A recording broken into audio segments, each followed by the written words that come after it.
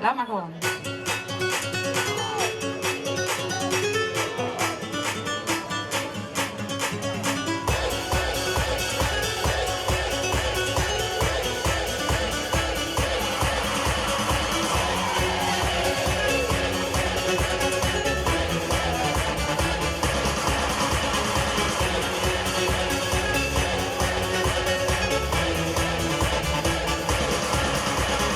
Leven moet de edding zeker weten.